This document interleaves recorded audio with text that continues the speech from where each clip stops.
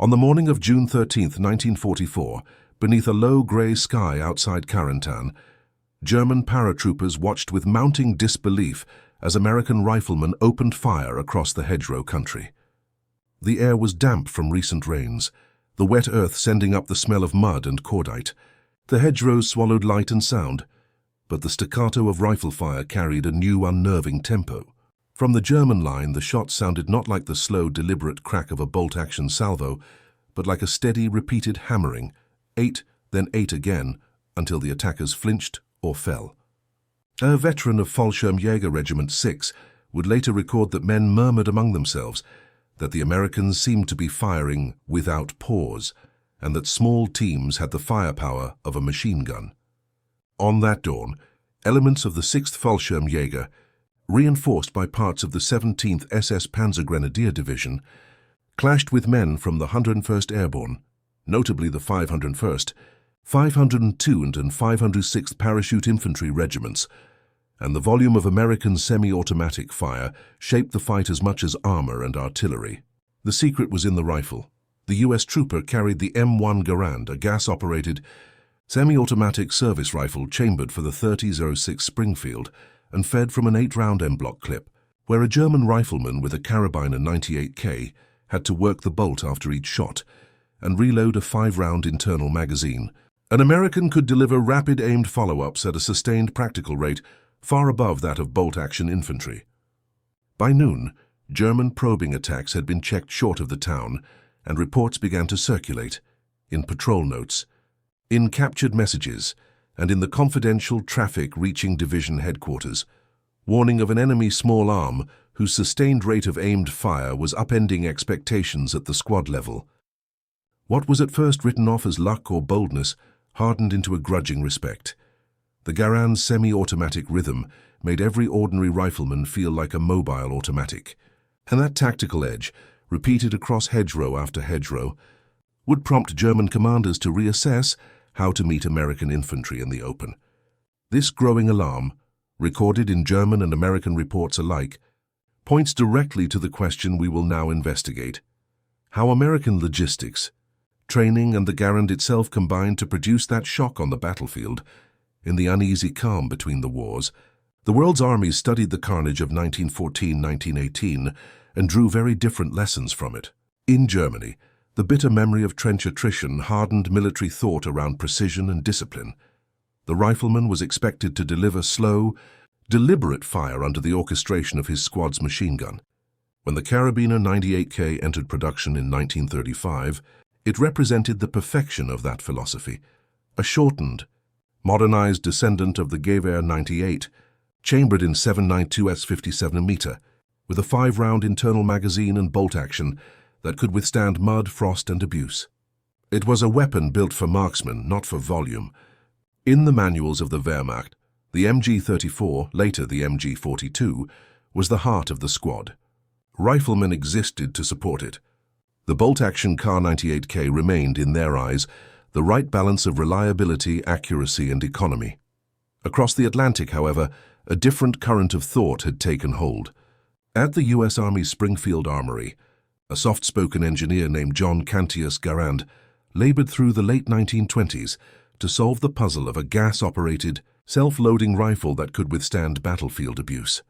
Early prototypes, the T1, T3, and T5, faltered under dust and carbon fouling, but Garand persisted, refining the gas port system and inventing the now iconic 8-round N-block clip that automatically ejected with its distinctive metallic ping.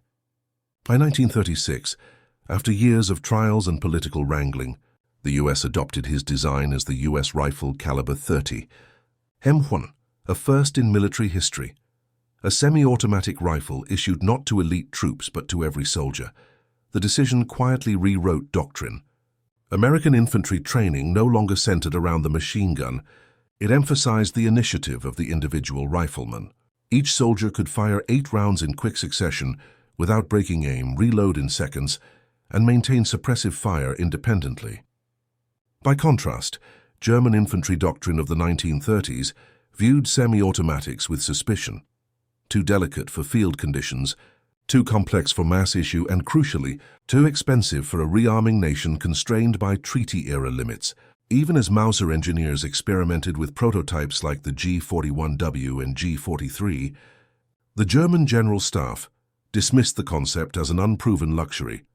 By 1939, as Europe slid toward war, American factories at Springfield and Winchester were already producing thousands of M1s monthly, while Germany armed its soldiers with the tried-and-true Kar-98K and placed its faith in belt-fed firepower. The divergence went unnoticed by many strategists at the time, but it would prove decisive. When the two doctrines finally met in the fields and bocage of France, German infantrymen learned, often fatally, that the Americans had prepared not just better rifles, but a new kind of rifleman. It was a revelation that echoed through every after-action report from Normandy to the Ardennes. How had the Allies turned individual soldiers into near-automatic fire teams? The M1 Garand embodied a leap in battlefield engineering that few armies outside the United States fully grasped until it was too late. Chambered in the powerful 30-06 Springfield cartridge, the rifle's genius lay in its gas-operated, rotating bolt mechanism, a system that bled off a portion of the fired round's expanding gases to cycle the action automatically. This meant that with each pull of the trigger, the spent casing was ejected, a fresh round was chambered, and the weapon was ready to fire again in less than a heartbeat.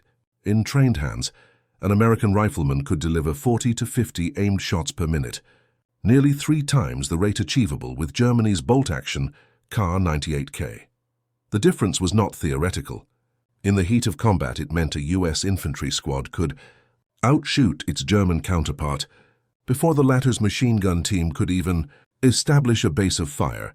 When the Wehrmacht first captured intact examples of the Garand in 1943, German ordnance officers were startled.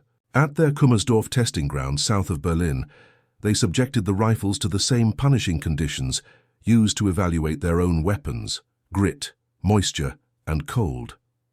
The Garand endured it all. Even after immersion in mud or snow, the gas piston and operating rod cycled reliably, while the German semi-automatic prototypes like the G41W and G41M, both based on the flawed Bang gas trap system, seized, fouled or fractured under prolonged stress. A report from the Heereswaffenamt described the American rifle as mechanically excellent and field-suitable, a rare compliment from an organization known for dismissing foreign designs. At 9.5 pounds, 4.3 kilograms, and 43 inches in length, the Garand was no lightweight. Yet its balance and semi-automatic action gave it a sense of effortless rhythm. Its effective range stretched to roughly 500 yards, equal to or better than the Kar-98K, but with an undeniable edge in sustained accuracy. The rifle's 8-round en bloc clip, inserted as a single unit, not only simplified reloading but produced the now iconic metallic ping when ejected, signaling an empty magazine. While some later claimed this sound could betray a soldier's position, most veterans remembered it instead as the cue to reload swiftly and rejoin the fight. Its relatively mild recoil, aided by the semi-automatic gas system, allowed American soldiers to keep their sights on target through continuous engagement, a feat nearly impossible for bolt-action users. To the German eye, it seemed almost alchemical, a personal weapon that compressed the power of a light machine gun into the hands of every infantryman. The Garand blurred the boundary between rifle and automatic support weapon, granting American units an organic fire superiority that doctrine alone could not explain. Inside German armament circles, the discovery provoked an urgent question. Could the Reich match this technology before the tide of war turned irrevocably against them? That question would drive a desperate effort to redesign their own infantry arms. A story of imitation, improvisation, and too late innovation. The first true test of the M1 Garand on a major battlefield came not in Europe, but under the blinding North African sun. In November 1942, as the Allies launched Operation Torch, U.S. forces under General Dwight D. Eisenhower landed along the coasts of Algeria and Morocco. Their objective was to crush Axis resistance in Tunisia and open a new front against Hitler's southern flank. The German response was swift.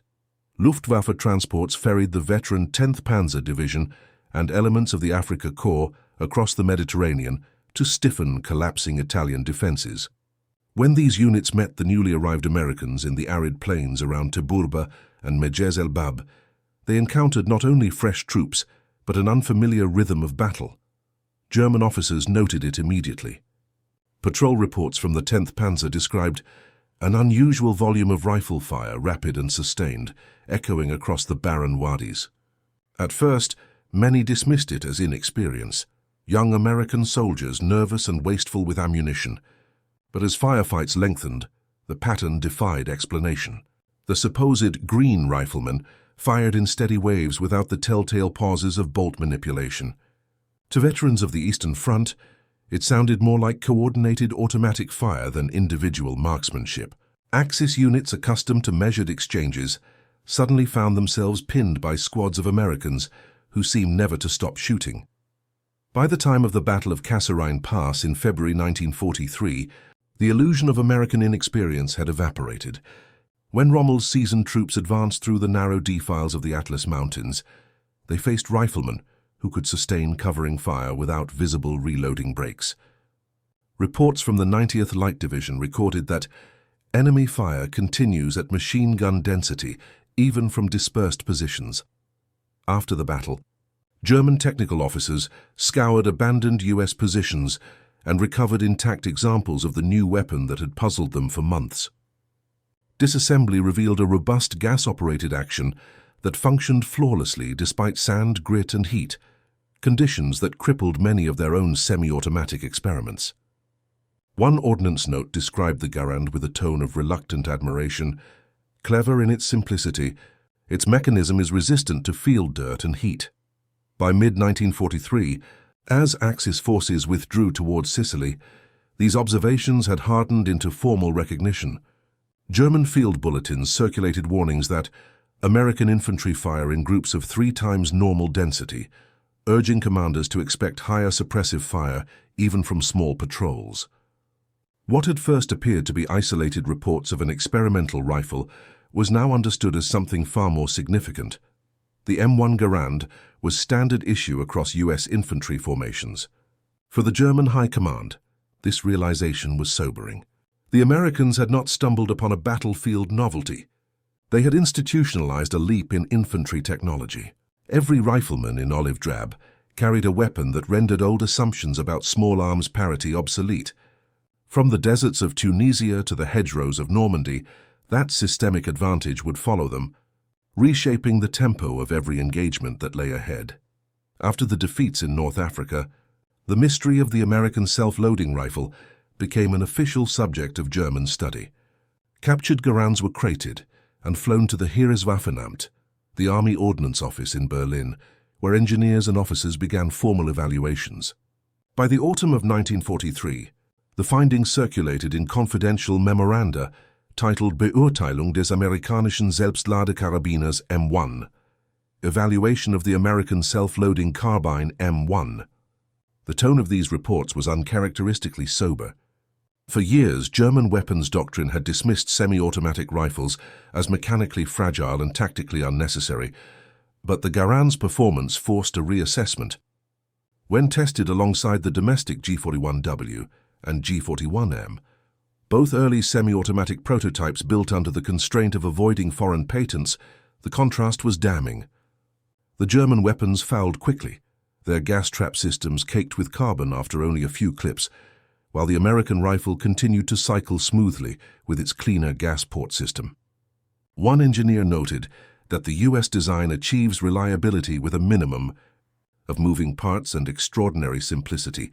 A confidential report forwarded to General Alfred Jodl in the Oberkommando der Wehrmacht summarized the strategic implications bluntly. The enemy's semi-automatic rifle gives the individual soldier extraordinary endurance in combat. It was more than an engineering curiosity. It was a tactical multiplier. At the squad level, Americans could maintain sustained aimed fire for longer than their German counterparts, altering the rhythm of battle. Where German infantry doctrine depended on bursts from the MG-34 or MG-42, U.S. squads seemed able to produce similar fire density without relying on crew-served weapons. The reports found corroboration in the field. Diaries from Wehrmacht and Fallschirmjäger units fighting up the Italian peninsula in early 1944 spoke of impossible barrages of rifle fire, especially during night actions around Anzio and Monte Cassino. German soldiers described feeling as though they faced overwhelming numbers, even in equal-sized engagements. "Each man fires as if two," one officer recorded after a failed counterattack near Turna. Psychological evaluations conducted by army psychiatrists later cited the M1's high rate of fire as a contributing factor to declining troop morale on certain fronts, noting that the impression of superior enemy numbers persists even when none exist. By spring 1944, rumors of the rifle's dominance had spread across multiple fronts, from Italy to the Eastern Front, where German liaison officers warned their Soviet counterparts that the Americans had fielded a technically perfect infantry weapon. The legends outpaced the facts, but the impact was real. The Garand had become a symbol of American industrial competence and tactical adaptability. Confronted with mounting evidence, the German High Command authorized renewed development of a more reliable domestic semi-automatic rifle. The result was the Gewehr 43 G43, a belated fusion of Mauser craftsmanship and lessons borrowed from the very weapon they once dismissed. Introduced just months before the Normandy landings, it represented both ingenuity and desperation, an acknowledgement that Germany had underestimated not just a rifle, but an entire philosophy of warfare built around it. The true gulf between the M1 Garand and its German counterparts was forged not merely in design genius, but in the vast machinery of war industry that sustained it. From 1939 to 1945, the United States produced more than 5.4 million M1 rifles, an industrial feat unprecedented in small arms history. The heart of this effort beat at Springfield Armory in Massachusetts and Winchester, repeating arms in New Haven, where precision-machined receivers, barrels, and trigger groups flowed down conveyor systems, refined through the lessons of Detroit's automotive revolution. Each rifle, despite its complexity, could be assembled in less than 2 hours. Interchangeable parts meant that any damaged component could be replaced from stock without hand-fitting, and a principle that transformed the Garand from an engineering marvel into a logistical triumph. In Germany, the story unfolded differently. By the time the Gewehr 43 G43 entered production in late 1943, Allied bombing raids had already battered the industrial heart of the Reich. Aluminum, high-grade steel and chromium grew scarce. Skilled machinists were increasingly replaced by forced laborers, and the pressure to meet quotas led to alarming variability in quality. Total production of the G43 never exceeded 450,000 rifles, many of which suffered from brittle parts, weak extractors, or unreliable magazines. Even when issued, spare parts were rare and ammunition supply uncertain. While American factories delivered rifles, clips, and crates of .30-06 ammunition in perfect concert, German field units struggled to keep their semi-automatics functional after weeks in combat. Behind this disparity lay a profound difference in industrial philosophy.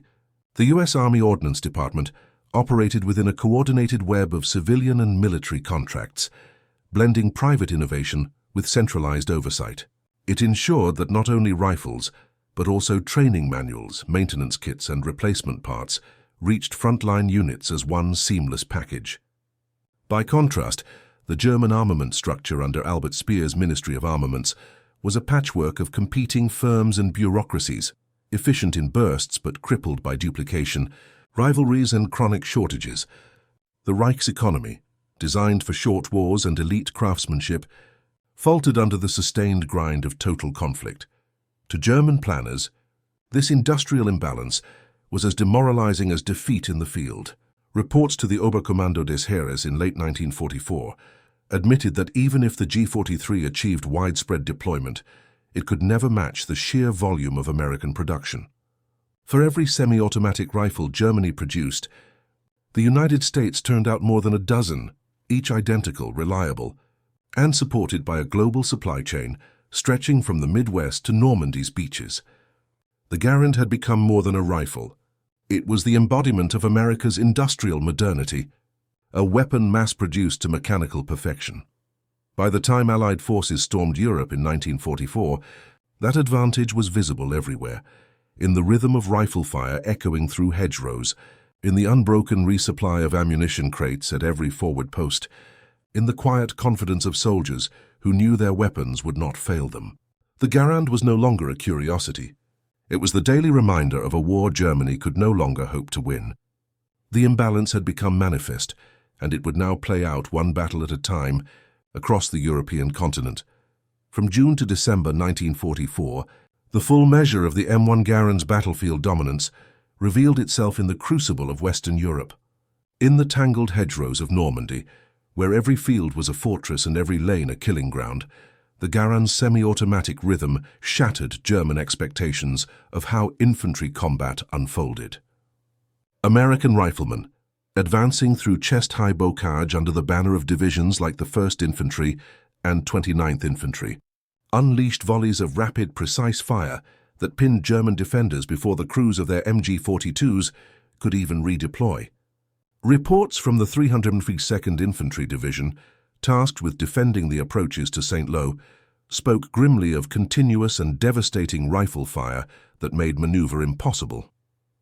Soldiers accustomed to hearing the slow, deliberate cadence of bolt actions now faced a relentless storm, the steady crack, crack, crack of hundreds of Garands firing almost as one. As the Allies pushed eastward, the weapons' advantage only deepened. In the damp, claustrophobic woods of the Outgun forest, where mist and pine needles turned visibility to a few yards, the Garand proved its worth once more. German infantry, still armed mostly with Kar-98Ks, struggled to return effective fire in conditions that demanded split-second reactions. American riflemen, by contrast, could engage fleeting targets without breaking aim to cycle bolts, and entire squads maintained overlapping fields of fire that shredded attacks before they closed the distance. Unit diaries from LXXX Corps lamented that the Americans fire as if their weapons are automatic and even veteran. Officers admitted that the balance of small arms power had irreversibly shifted. The psychological weight of this disparity became unmistakable by late 1944, during the Battle of the Bulge, as the Wehrmacht launched its last great counter-offensive through the Ardennes. The contrast between exhausted German riflemen and the seemingly inexhaustible Americans could not have been starker. Amid snow and fog, Volksgrenadier formations, poorly supplied, many carrying captured or obsolete weapons, advanced into withering fire from Garand-equipped infantry dug into the frozen woods.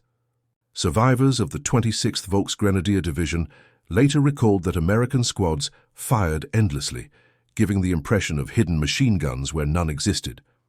The 8-round clip's efficiency and the rifle's rugged action allowed the U.S. soldier to maintain a tempo of fire that German doctrine had never envisioned from individual infantrymen, even elite units like the 2. Fallschirmjäger Division, veterans of Sicily and Monte Cassino, acknowledged the imbalance. Their after-action notes from December 1944 conceded that each American squad fires as if reinforced. The Garand had ceased to be merely a tactical advantage. It had become a symbol of industrial and psychological supremacy. German officers began to describe engagements not only in terms of firepower but in morale. The demoralizing certainty that the enemy could shoot faster, longer, and with unerring consistency.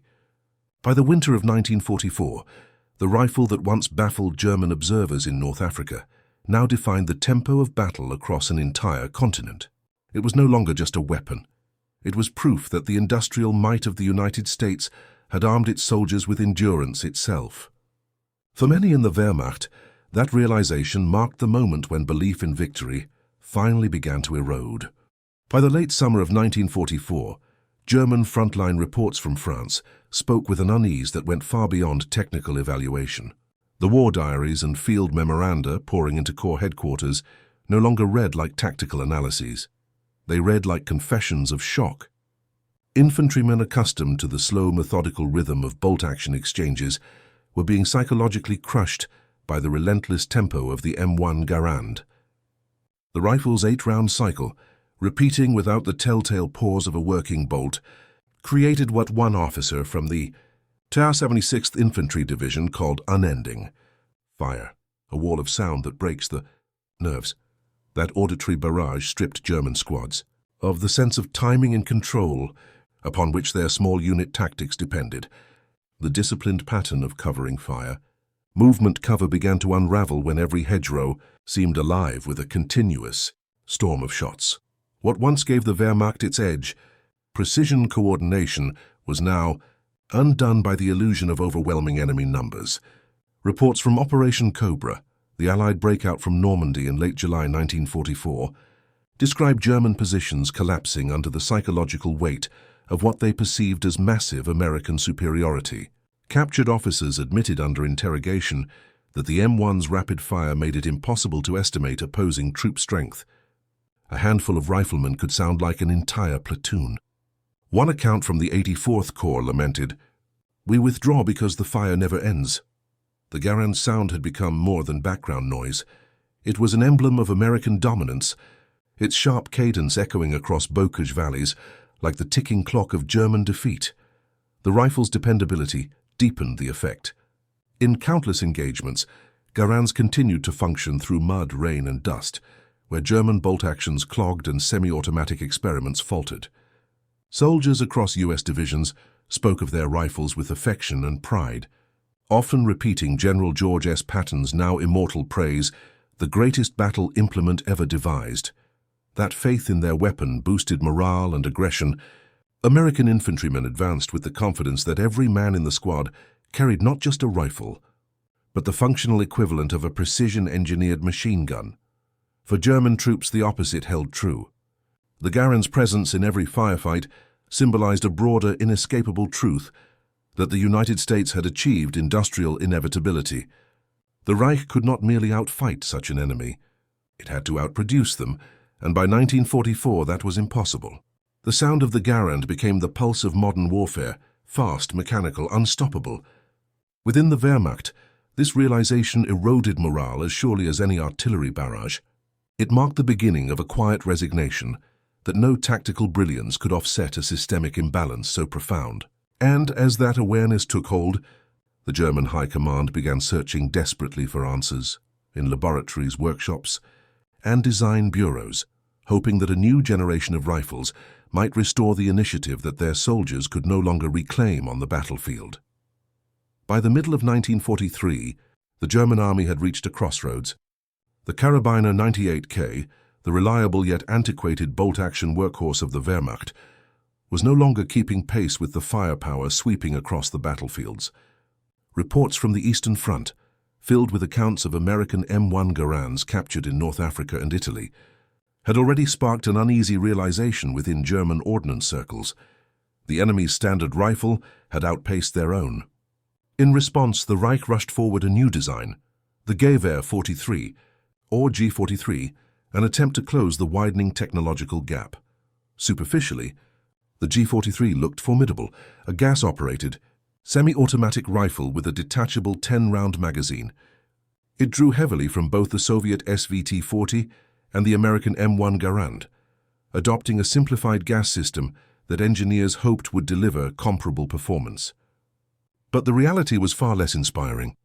The G43's components, crafted from increasingly inferior wartime metals, wore down quickly in the field. Magazines warped, actions fouled under sustained fire, and soldiers often reverted to using their old bolt actions when the G43 jammed in mud or cold. One frontline mechanic near Vitebsk lamented that every G43 needs its own gunsmith. Production only deepened the frustration. Allied bombing raids crippled armament plants, and the scarcity of high-quality steel delayed mass output. Between 1943 and the war's end, fewer than 450,000 G43s reached the front, barely enough to equip a handful of divisions. What had begun as Germany's answer to the Garand instead became a symbol of the Reich's declining industrial rhythm, over-engineered, underproduced and unreliable in the chaos of modern war. Yet even amid this failure, German designers stumbled upon something visionary. Out of parallel experiments emerged a weapon that would shape the next century of warfare, the Sturmgewehr 44, STG-44. Chambered for a new intermediate 7.92 33-meter Kurz cartridge, it bridged the gap between submachine gun and battle rifle. For the first time, Infantrymen could deliver automatic fire with manageable recoil and extended range. It was the prototype of what would later become known as the assault rifle. Hitler himself, initially skeptical, was eventually convinced by field reports from the Eastern Front, and by 1944, the G44 entered limited production. But once again, timing betrayed German innovation. Strategic collapse, resource shortages, and disorganized logistics ensured that fewer than 450,000 SG-44s reached troops before 1945. Too late, too few. While American GIs carried millions of Garands backed by an endless supply chain, German soldiers received sporadic shipments of experimental weapons with no consistent spare parts or ammunition flow. On paper, the G44 represented a leap forward. In practice, it arrived as an epitaph for a war already lost. Even German commanders recognized the irony. The Americans had standardized in 1941 what Germany was only beginning to prototype in high. 1944, the M1 Garand's reliability and mass production embodied the industrial maturity the Reich could never replicate. Where the G43 and STG-44 were flashes of ingenuity, the Garand was proof of sustained execution, the difference between inspiration and systematization. By the dawn of 1945, as Allied forces crossed the Rhine, the rifle gap stood as a microcosm of the entire conflict, a contest not merely of design, but of time, industry, and logistics. Germany had built brilliant weapons too late to matter. America had built a dependable one early enough to win, and that, more than any tactical doctrine, defined the final year of the war. The arrival of the M1 Garand on Europe's battlefields did more than change the sound of combat. It transformed the very rhythm of infantry warfare. Before its widespread use, small unit tactics across armies still reflected the logic of World War I. The machine gun anchored the squad, riflemen maneuvered to support it, and combat unfolded in deliberate sequential bursts.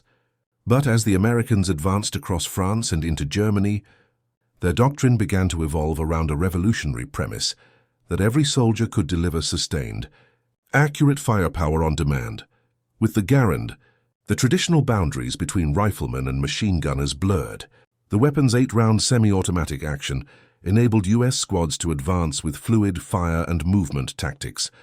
Covering fire no longer depended solely on the Browning automatic rifle or a fixed MG position.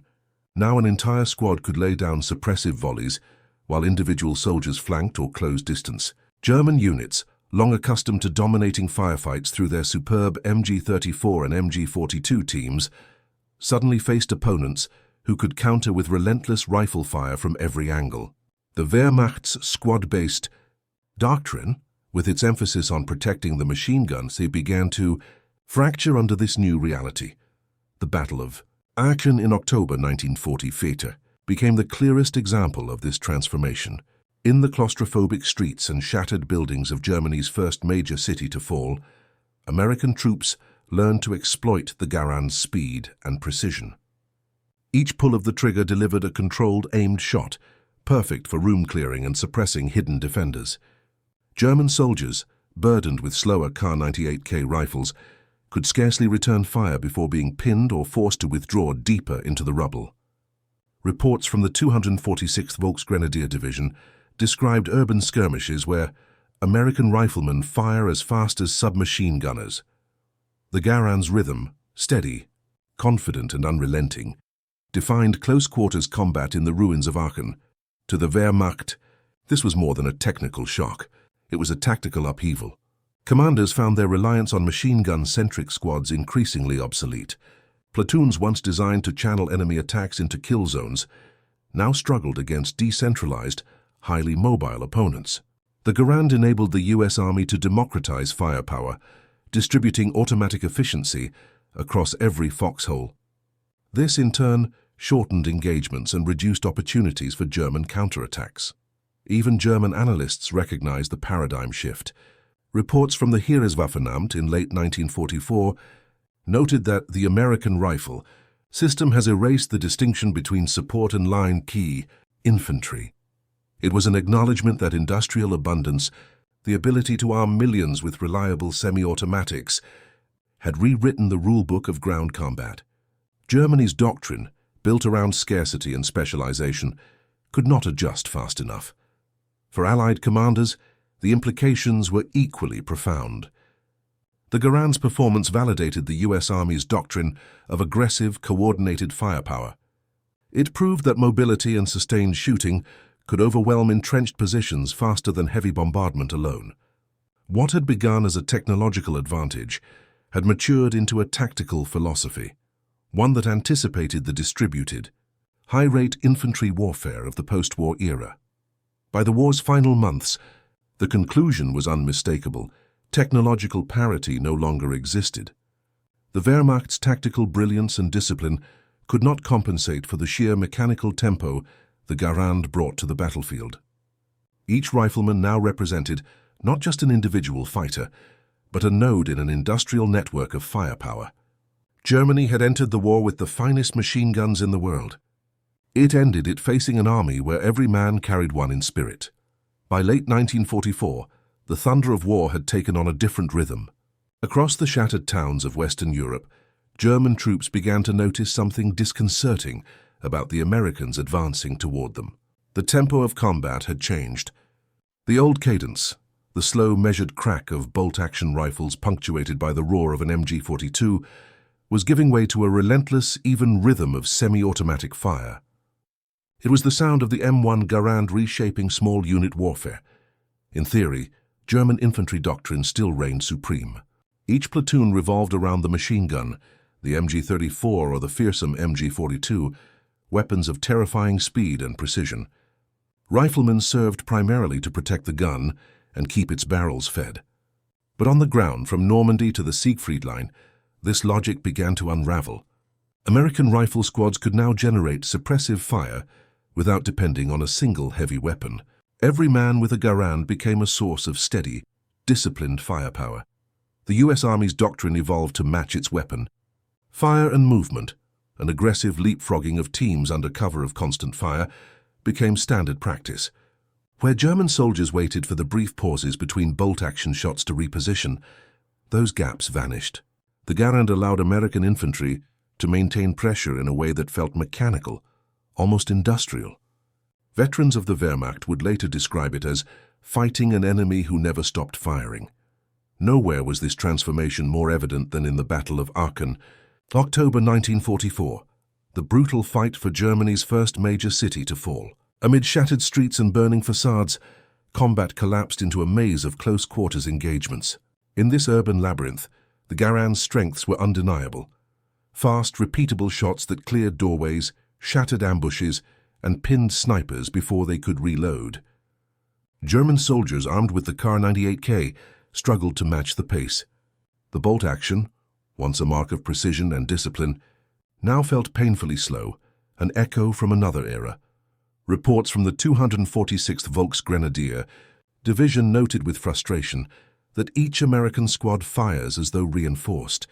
In cramped hallways and rubble-strewn basements, the Garand's semi-automatic rhythm became a deadly metronome. German defenders, unable to rely on long bursts from machine guns without revealing their positions, were forced to retreat deeper into fortified zones or resort to desperate ambush tactics. To the analysts of the Heereswaffenamt, the conclusion was unavoidable. Their report spoke of an enemy rifle system that dissolves the traditional hierarchy of the squad. The M1 Garand had done more than outperform a weapon. It had dismantled a doctrine. By giving every soldier a self-loading rifle, the Americans had effectively distributed the power of automatic fire across their entire line.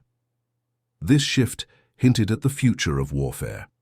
What began as a mechanical advantage evolved into a new philosophy of combat, one defined by mobility, tempo, and individual autonomy. It was a glimpse of the post-war battlefield to come, where automatic or semi-automatic rifles would become the standard, and suppression no longer the privilege of the few. For Allied commanders, the realization was strategic as well as tactical. The balance of infantry firepower, the very metric of conventional warfare, had tipped decisively. By the end of 1944, technological parity no longer existed. The German soldier, for all his discipline and courage, was outmatched not just by numbers, but by the industrial rhythm of a nation that had mechanized its infantrymen. It was the sound of inevitability, 8 rounds at a time. When the guns finally fell silent in May 1945, the battlefields of Europe were strewn not only with wreckage and memory, but with lessons forged in steel. Among the countless weapons studied in the aftermath of Germany's surrender, none drew more attention from Allied and captured Axis engineers than the US M1 Garand. For years, German ordnance officers had analyzed its workings with a mix of envy and disbelief. Now, with the war over, the world's laboratories and design bureaus began doing the same, not as adversaries, but as students of a new military reality. Allied technical missions, including those of the British Small Arms Committee and Soviet ordnance specialists, confirmed what the Wehrmacht had already discovered too late. The Garand was not merely a successful rifle, it was a blueprint for the future of infantry arms. Its combination of mechanical reliability, semi-automatic speed, and standardized mass production became a model for post-war innovation. Engineers from Fabrique Nationale in Belgium drew heavily on Garand's gas-operated principles to create the FN-49, a rifle that bridged wartime technology with Cold War design. Across the Iron Curtain, Soviet weapons researchers revisited their own SVT-40, incorporating lessons in durability and simplicity that the Garand had embodied so perfectly. Captured documents from the Kummersdorf proving grounds, dated early 1945, made a striking admission: future infantry combat will depend upon self-loading rifles of robust manufacture. That sentence, written in the twilight of the Third Reich, echoed prophetically through the following decades. Even the reborn Bundeswehr of the 1950s carried that inheritance forward. The G3 rifle, born from the Spanish Setme lineage, carried conceptual DNA that traced back to wartime efforts to rival the Garand's semi-automatic ideal. What began as imitation evolved into acknowledgement, a quiet recognition that the American emphasis on reliability through industrial precision had permanently altered the philosophy of small arms design.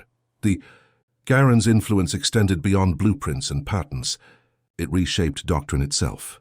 The concept of every soldier armed with a self-loading or select-fire rifle became standard military thought.